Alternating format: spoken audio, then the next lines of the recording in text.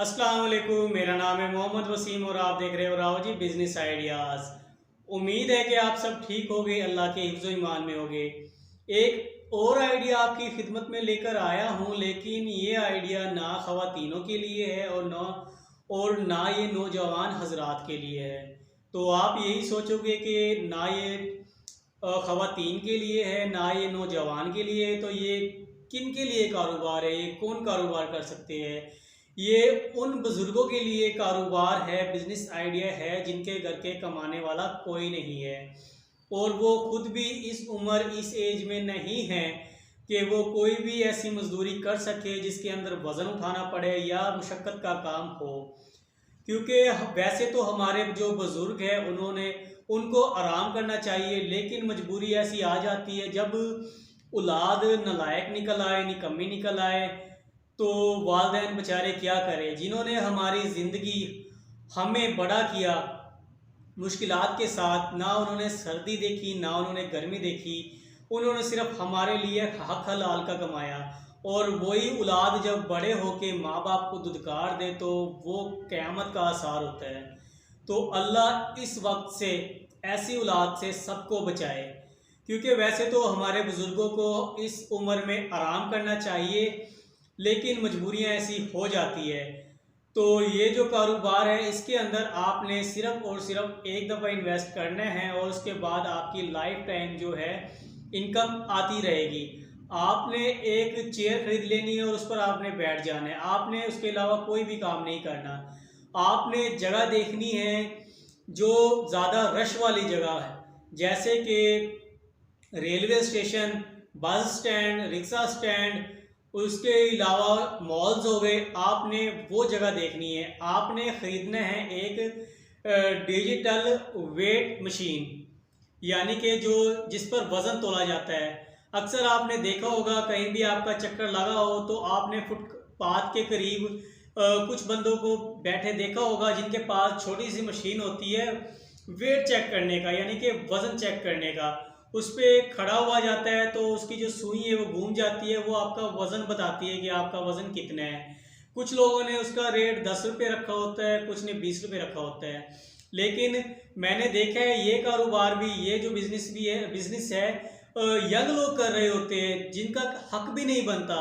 वो मेहनत मजदूरी करे, कोई अच्छा काम करे, क्योंकि ये जो मैं काम रेफर कर रहा हूँ ये हमारे उन बुज़ुर्गों के लिए है जो ये काम मेहनत का जो मुश्किल काम नहीं कर सकते, जो इस एज में पहुंच गए हैं कि उनसे और कोई काम नहीं होता। ये काम उनके लिए, ये काम आप उनके लिए छोड़ दें।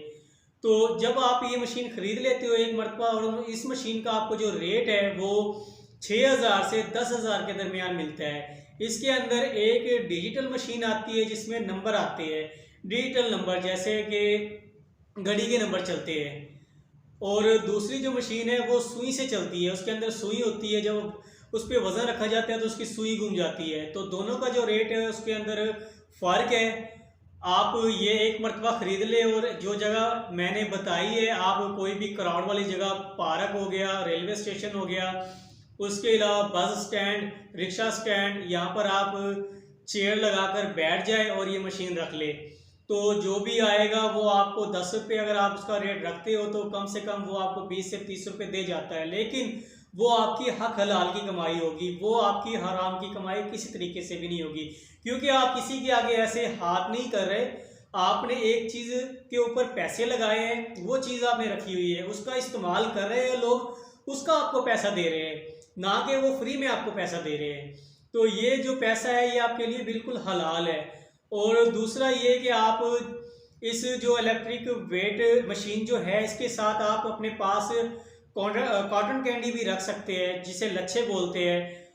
ये भी बच्चों की चीज़ है, चलने वाली चीज़ है। आपने सिर्फ बैठ जाना है चेयर पे, ये चीज़ें रख के तो आपकी इजीली निकल जाएगी। और इसके साथ आप मुख्तलिफ काम भी कर सकते हो, जैसे कि डस्टिंग वाला कपड़ा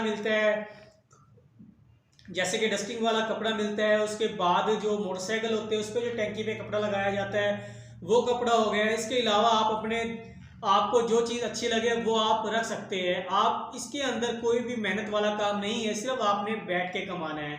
और अल्लाह ऐसे वक्त से बचाए, किसी बुज़ुर्ग पे ऐसा वक्त आए, क्योंकि जो बुज़ुर्गों की उम्र होती है वो आराम करने की होती है, लेकिन हालात ऐसे बन जाते हैं कि उन्हें काम करना पड़ता है। अभी भी आप रोड साइड पर चले जाओ तो आपको ऐसे ऐसे बुजुर्ग नज़र आएंगे जिन्हें घर के अंदर बिस्तर पर होना चाहिए, यानी कि फुल आराम करना चाहिए। वो उस उम्र के अंदर भी भीख मांग रहे हैं। लेकिन भीख वाला काम गलत है, लेकिन उनकी भी मजबूरी है कि वैसे तो कोई मदद करता नहीं है, कोई हमसाया कोई रिश्तेदार, और औलाद ऐसी निकल आती है तो फिर मजबूरन उन्हें इस रास्ते पर निकलना पड़ता है। तो ये मैंने एक छोटा सा आइडिया, छोटा सा कारोबार अपने बुजुर्ग हजरात के लिए बताया है। तो अगर मेरी वीडियो आपको अच्छी लगी है, आइडिया अच्छा लगा है, तो मेरे चैनल को लाइक, सब्सक्राइब और कमेंट ज़रूर कीजिएगा। इसी के साथ मुझे इजाज़त दीजिएगा। अल्लाह हाफिज़।